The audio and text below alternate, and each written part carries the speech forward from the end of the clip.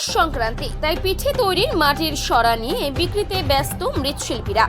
বাঙালির 12 মাসে 13 পার্বণ, আর শীতকাল মানেই ঘরে ঘরে পিঠে তৈরির জন্য ব্যস্ততা। তবে পৌষ সংক্রান্তি উপলক্ষে বাঙালির ঘরে ঘরে পিঠে তৈরি হয় না এমন বাড়ি কম রয়েছে। তবে পিঠে তৈরি করতে দরকার হয় মাটির সরা, আর এই সরা কিনতে এদিন সকাল থেকেই ভিড় জমাচ্ছেন নদিয়ার চাকদহ থানার অন্তর্গত শিকারপুর গ্রামে।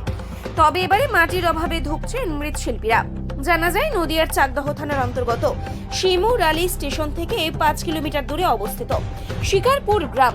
ওই গ্রামের প্রায় 40টিরও বেশি পরিবার রয়েছে যারা 12 মাস মাটির কাজ করতেন। তবে মাটির অভাবের কারণে বর্তমানে ওই শিল্পের সঙ্গে যুক্ত 10টি পরিবার এসে দাঁড়িয়েছেন সমস্যার মুখে।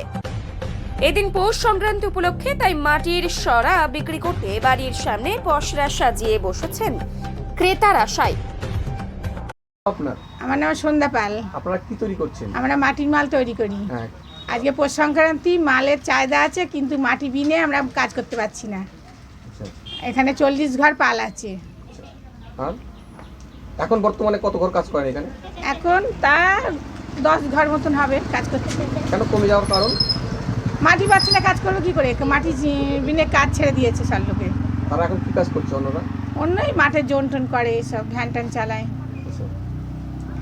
এই গ্রামে কত ঘর এরকম পাল রয়েছেন আপনারা বললেন? 40 ঘর মতন পাল আছে।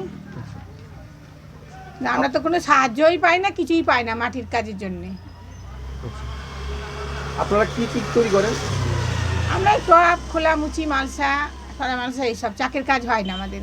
এই সিজনটা কি চাহিদা রয়েছে বেশি?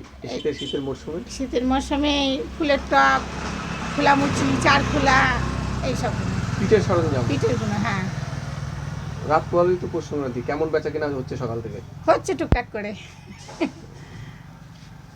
তাতে যেভাবে লাভাংশ হয় অন্যান্য বছর মানে যেভাবে অন্য বছর হয়, এবার জিনিসপত্রের দাম বেড়ে গেছে তো ওই জন্য এবার একটু কম হচ্ছে।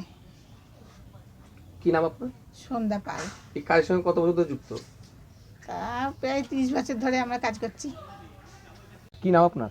অর্চনা পাল। আপনারা কি তৈরি করছেন? এই মাটি তৈরি করা হচ্ছে, এখন পিঠের সাজ তৈরি করা হচ্ছে। মাটি বিনে অনেক সময় কাজ হয় না, বসে থাকে। আর মাটিটা করতে হয় অনেক কষ্টে। মাটিটা ভিজোতে দিতে হয়, হাতে করে চটকাতে হয়, আবার পায়ে করে চটকাতে হয়।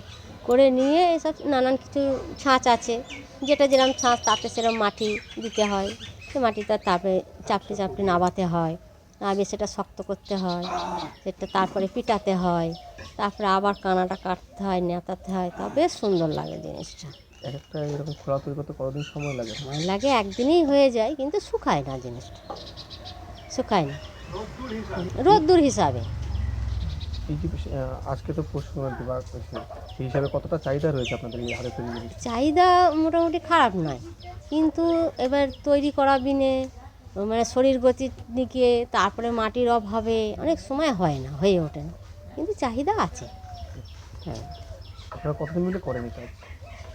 হ্যাঁ, কজন করেন এই কাজ? কজন বলতে আমার তো সংসার টংসার করতেই হয়ে যায়, ওই মানে বাড়ির লোকই করে, শাশুড়ি মাও পারে না। কোনো লেবার? না, লেবার নিলে লেবার, সব কাজ তো লেবাররা এইসব কাজ পারবে না তো। সবাই পারবে না এই কাজ। একটু যোগান দিতে হয়। আপনারা বংশ পরম্পরা এই কাজ? হ্যাঁ, আমার শ্বশুর ছিল, শ্বশুরের বাবা ছিল, তাও সব এই কাজ। হ্যাঁ। কী নাম আপনার? অর্চনা পাল। এই গ্রামটার নাম? শিকারপুর পালপাড়া। এটা শিকারপুর পালপাড়া। মানে এখানে বেশিরভাগ মানুষই কি এই কাজের সঙ্গে যুক্ত? এই কাজে যুক্ত, কিন্তু এই কটা বাড়ি করা হয় বেশিরভাগ, আর সব নানান কিছু কাজ করছে। আগেকার দিনে সব ছিল, সব মাটির কাজই ছিল এইখানে, কিন্তু এখন পরিবর্তন হয়ে গেছে, যা সে অন্য কাজে চলে গেছে। সেভাবে লাভ নেই বলে? না, ঠাকুর তৈরি করে, এই দুর্গা ঠাকুর করতে গিয়ে বাইরে চলে যায়, আমারই এরকম ভাসুরের ছেলে বাইরে যায়, কল্যাণী করছে, এই রকম আর কি। কি নাম তোমার? আমার নাম দুলাল ঘোষ।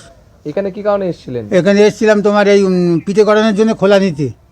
এই পিঠে কি প্রতি বছর বানান আপনারা? হ্যাঁ, প্রত্যেক বছর সব আমাদের আজকের দিনে বানানো হয়। আচ্ছা। আমাদের পার্বণ একটা। এই ছবিটা জানো কারা বানাবে এটা? এটা বানাবে বাড়ির মানে মেয়ে ছেলে।